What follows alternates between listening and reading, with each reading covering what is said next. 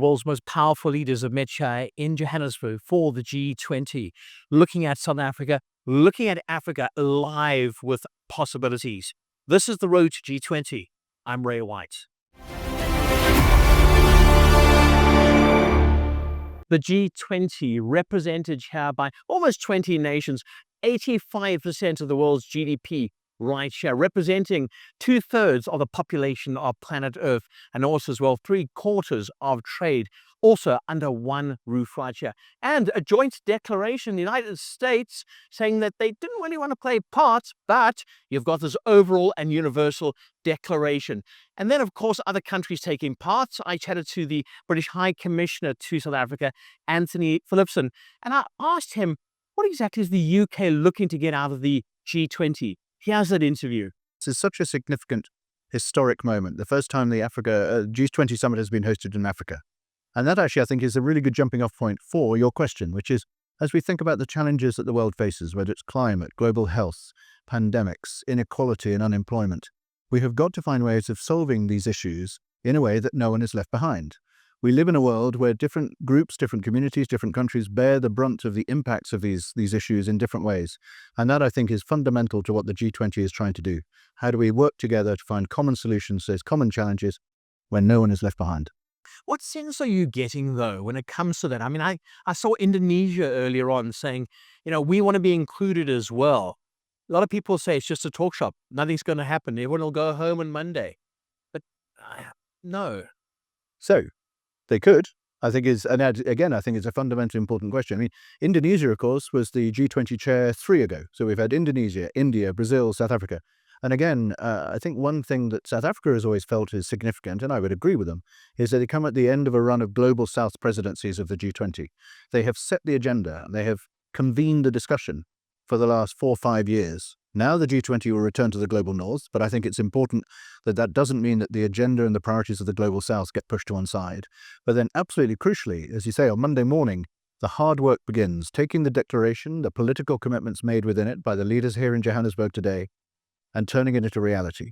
Where we do that will depend on the issues. Some of it will be done as we run up to the IMF spring meeting. Some of it will be done in the World Trade Organization when ministers gather for their 14th ministerial next year in Cameroon.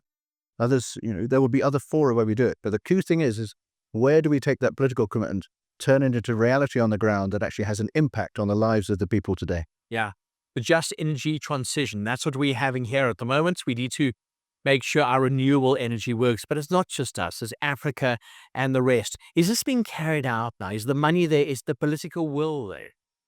Again, I think a couple of points. So certainly, as you said, here in South Africa, we in the UK, we continue to chair what's called the International Partners Group. The UK, France, Germany, the EU, the Netherlands and Denmark, working in partnership with South Africa to deliver their just energy transition ambitions, whether that's new renewable generation, whether it's new transmission capacity, or crucially, whether it's creating the jobs that we need to make sure that it is a just energy transition. Again, back to this theme of no one left behind.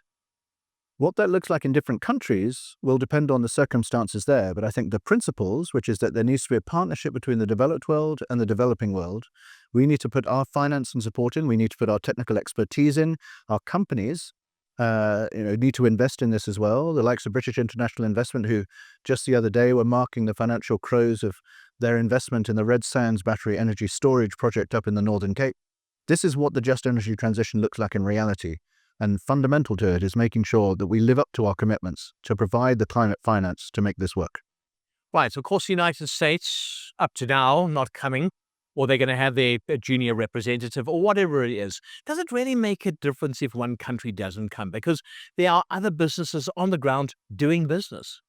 So the G20, the US have engaged in the G20 through this year. They have been part of, not all, but many of the working groups and ministerial meetings. And in some cases, they have signed up to the documents and the declarations that we have achieved in those meetings.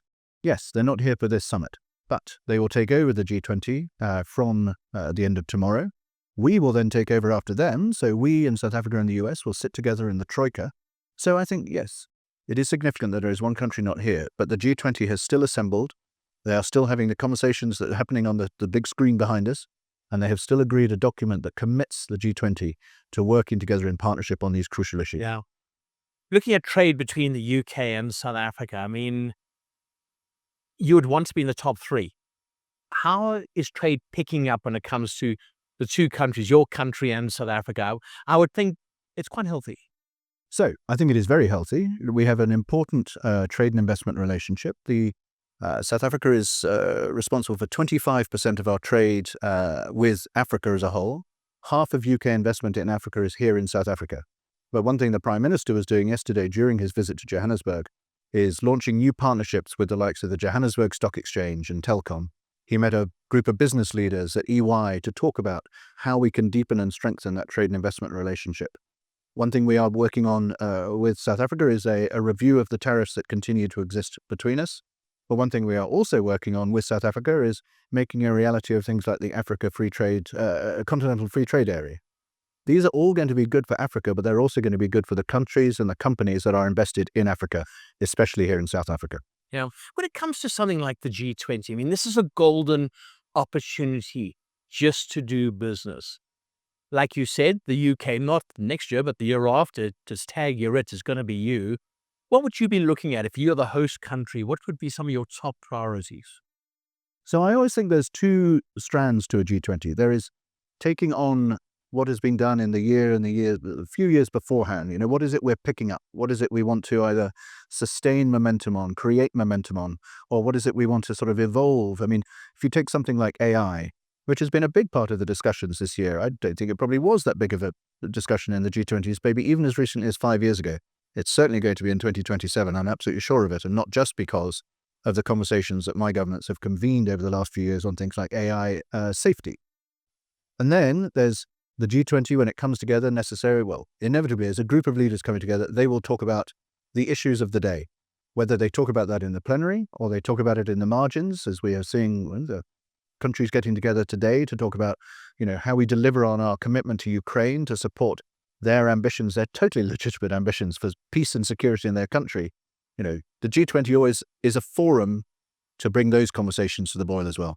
Overall, the G20 country is expecting growth, global growth, that is of 2.9%, but they're looking to boost that. Of course, South Africa looking to get above 1%. More after the break.